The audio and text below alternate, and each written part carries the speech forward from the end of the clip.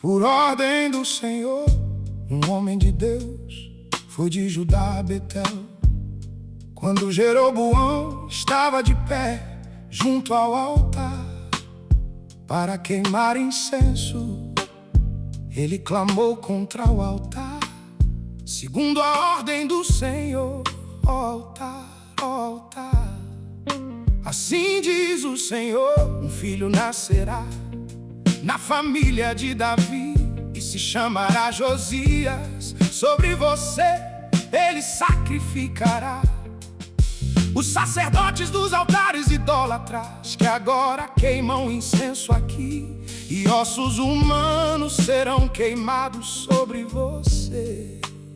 Naquele mesmo dia, o homem de Deus deu um sinal. Este é o sinal que o Senhor declarou: o altar se fenderá, e as cinzas que estão sobre ele se derramarão.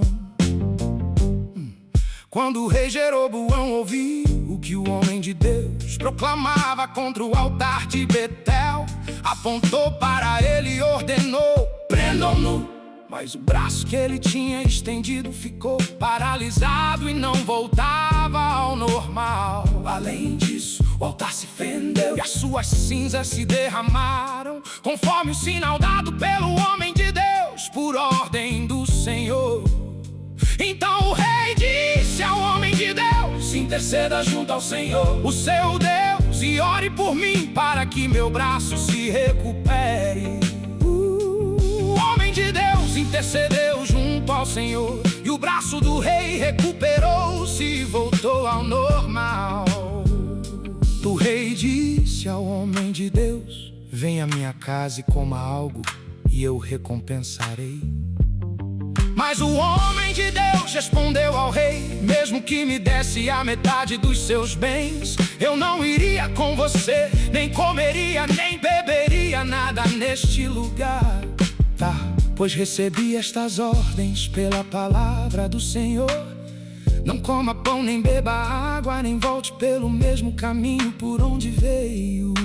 Por isso, quando ele voltou, não foi pelo caminho pelo qual tinha vindo a Betel. Ora, havia um certo profeta já idoso morando em Betel. Seus filhos lhe contaram tudo que o homem de Deus havia feito naquele dia, e também o que ele dissera ao rei. E o pai lhes perguntou por qual caminho ele foi, e os seus filhos lhe mostraram por onde tinha ido o homem de Deus que viera de Judá. Então disse aos filhos: selem o jumento para mim. E depois de selarem o jumento, ele montou e cavalgou à procura do homem de Deus, até que o encontrou sentado embaixo da grande árvore e lhe perguntou: você é o homem de Deus que veio de Judá? Sou, respondeu. Então o profeta lhe disse: vem à minha casa comer alguma coisa. O homem de Deus disse: não posso ir com você, nem posso comer pão ou beber água neste lugar.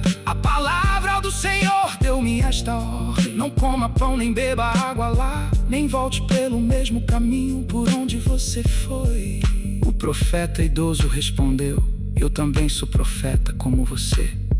E um anjo me disse por ordem do Senhor: faço voltar com você para a sua casa, para que coma pão e beba água. Mas ele estava mentindo. E o homem de Deus voltou com ele e foi comer e beber em sua casa. Enquanto ainda estavam sentados à mesa, a palavra do Senhor veio ao profeta idoso que o havia feito voltar. Ele bradou ao homem de Deus que tinha vindo de Judá: assim diz o Senhor, você desafiou a palavra do Senhor e não obedeceu a ordem que o Senhor, o seu Deus, lhe deu. Você voltou e comeu pão e bebeu água no lugar onde ele lhe falou que não comesse nem bebesse. Por isso seu corpo não será sepultado no túmulo dos seus antepassados. Quando o homem de Deus acabou de comer e beber, outro profeta selou o seu jumento para ele. No caminho um leão o atacou e o matou, e o seu corpo ficou estendido no chão, ao lado do leão e do jumento. Algumas pessoas que passaram viram foram dar a notícia na cidade onde o profeta idoso vivia. Quando o outro profeta soube disso, exclamou: é um homem de Deus que desafiou a palavra do Senhor. O Senhor o entregou a um leão que o feriu e o matou, conforme a palavra do Senhor o tinha advertido. O profeta disse aos seus filhos: selem o jumento para mim. E eles o fizeram. Ele foi e encontrou o cadáver caído no caminho, com o jumento e o leão ao seu lado. O leão não tinha comido o corpo nem ferido o jumento. O profeta apanhou o corpo do homem de Deus, colocou sobre o jumento e o levou de volta para Betel, a fim de chorar por ele e sepultá-lo. Ele o pôs no seu próprio túmulo, lamentaram por ele, exclamando: ah, meu irmão. Depois de sepultá-lo, disse aos seus filhos: quando eu morrer, enterre-me no túmulo onde está sepultado o homem de Deus. Põe os meus ossos ao lado dos ossos dele, pois a mensagem que declarou por ordem do Senhor contra o altar de Betel e contra todos os altares idólatras das cidades de Samaria certamente se cumprirá. Mesmo depois disso, Jeroboão não mudou o seu mau procedimento, mas continuou a nomear dentre o povo sacerdotes para os altares idólatras.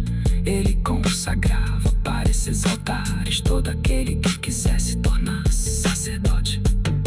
Esse foi o pecado da família de Jeroboão, que levou a sua queda e a sua eliminação da